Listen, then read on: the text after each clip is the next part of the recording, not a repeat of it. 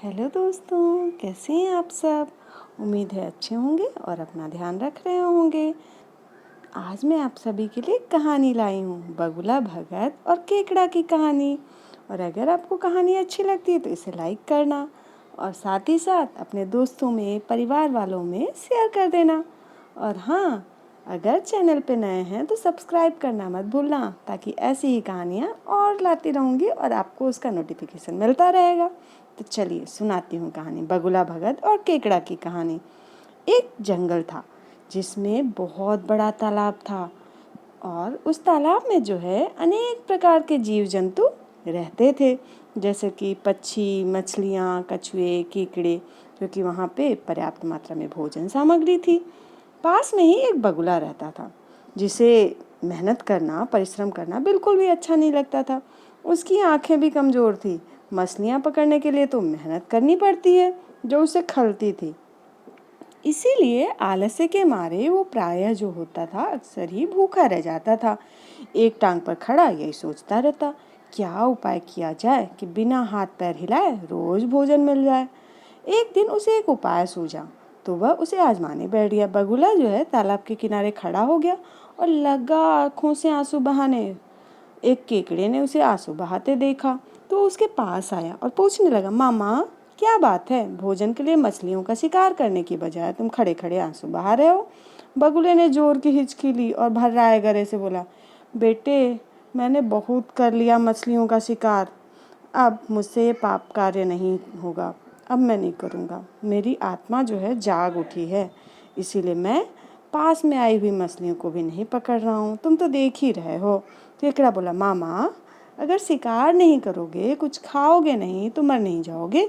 बगुले ने एक और हिचकी ली, ऐसे जीवन का नष्ट होना ही अच्छा है बेटे, वैसे भी हम सबको एक न एक दिन मरना ही है। मुझे पता चला है कि जल्दी ही यहाँ पे जो है 12 वर्षों के लिए लंबा सूखा पड़ने वाला है। बगुले ने केकड़े को बताया कि ये बात उसे एक त्रिकालदर्शी महात्मा जी ने बताई है, जिनकी भविष्यवाणी कभी गलत नहीं होती। केकड़े ने जाकर के ये बात जो है सारे जीव जंतुओं को बता दी कि कैसे बगुले ने बलिदान और भक्ति का मार्ग अपना लिया है और यहाँ पे सूखा पड़ने वाला है।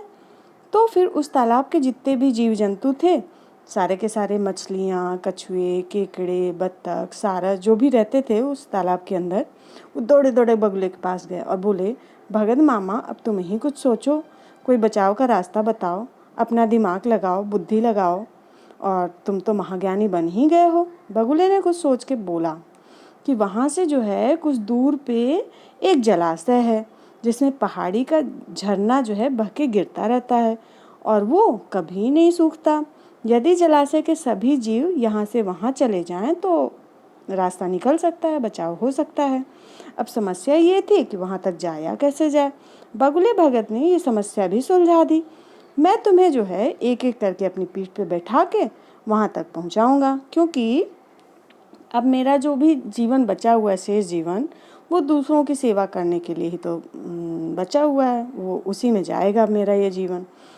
तो फिर सभी जीव जो है बहुत खुश हो गए, गदगद हो गए, बोले बगुला भगत की जय, बगुला भगत की जय, ऐसे नारे लगाने लगे। बगुला भगत उनकी तो पौ 12 हो गई।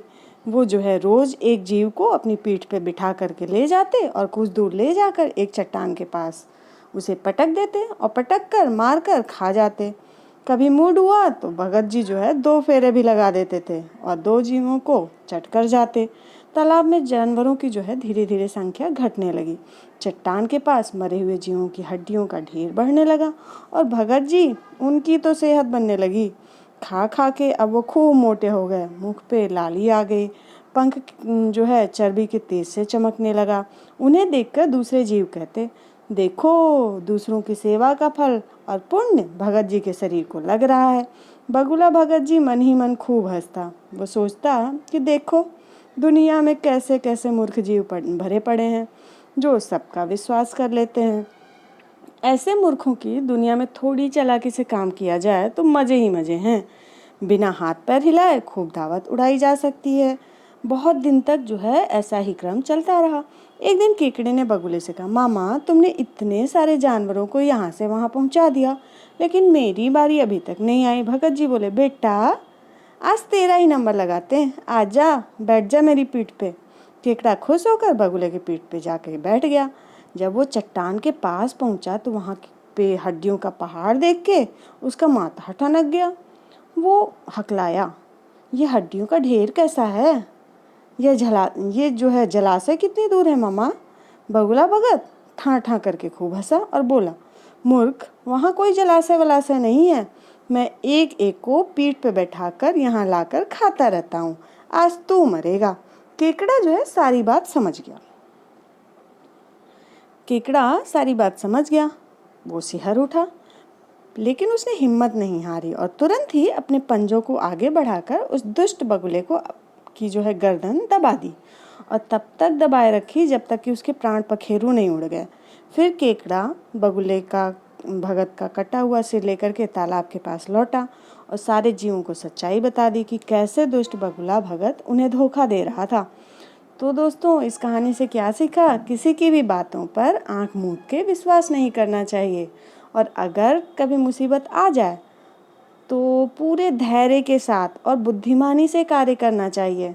ठीक है? और हाँ, कहानी कैसी लगी? अच्छी लगी ना?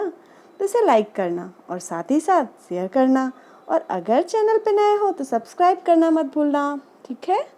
Thanks for watching. Bye bye.